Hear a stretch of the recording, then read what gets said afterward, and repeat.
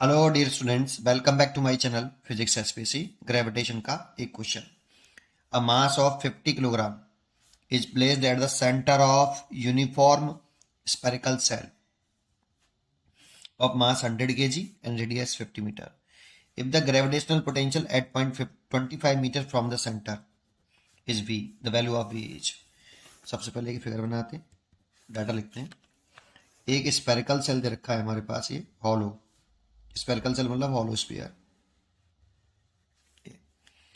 ये spherical cell है, that means hollow sphere है। इसका मास हमें दे रखा है कैपिटल एम, 100 किलोग्राम। ये देखा है spherical cell of mass 100 kilogram और रेडियस 50 मीटर, और रेडियस दे रखी है 50 मीटर। इसके सेंटर पर एक मास प्लेस है 50 किलोग्राम का। सेंटर पर एक मास है, ये रहा, एम पॉइंट मास मान लेते हैं, 50 किलोग्राम है। इसके सेंटर पर है, स्मॉल एम मान लिया, ठीक है। Is placed at the centre of uniform spherical cell. The gravitational potential at a point 25 metre. तो देखो 50 मीटर है तो 25 मीटर इसके आधे पर हो गया। Small R is equal to 25 metre. इस वाले पॉइंट पर पोटेंशियल पूछ रहा है कि पी पॉइंट पर कितना पोटेंशियल, ठीक है ना।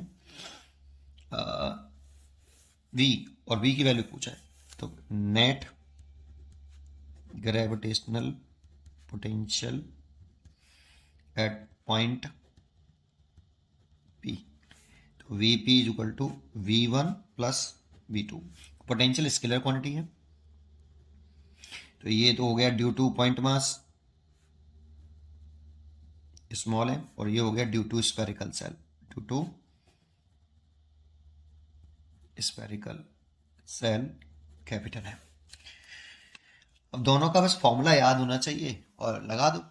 तो आपको मैं अलग से फॉर्मूला बता देता हूँ। यहाँ दो फॉर्मूले हैं, एक पॉइंट मास के लिए, अगर कोई पॉइंट मास है उससे आर डिस्टेंस पर ग्रेविटेशनल पोटेंशियल पूछ रहा है, due to point mass, due to point मास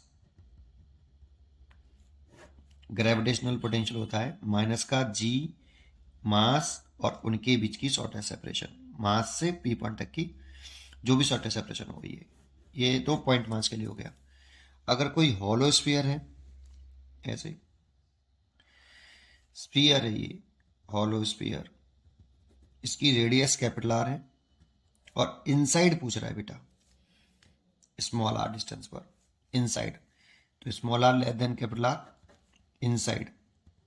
तो इनसाइड जो पोटेंशियल होता है ना किसी भी पॉइंट पर due to hollow sphere, solid sphere की बात नहीं कर रहे, केवल हॉलो स्फीयर की बात कर रहे हैं, inside hollow sphere.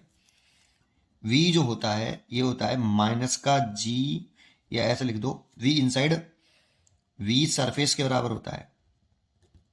That means inside constant रहता है बेटा, जितना सरफेस पर होगा उतना ही इनसाइड एवरी पॉइंट पर होगा। सेंटर पर भी सरफेस के बराबर होगा, और सरफेस पर लिखना है तो माइनस का जी कैपिटल एम और सरफेस तक की डिस्टेंस लिखेंगे, स्मॉल आर नहीं लिखेंगे बेटा।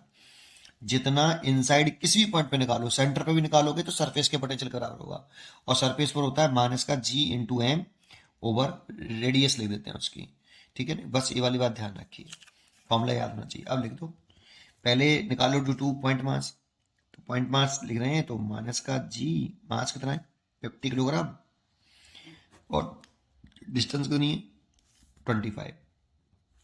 ये तो हो गया due to point mass, and minus का जी।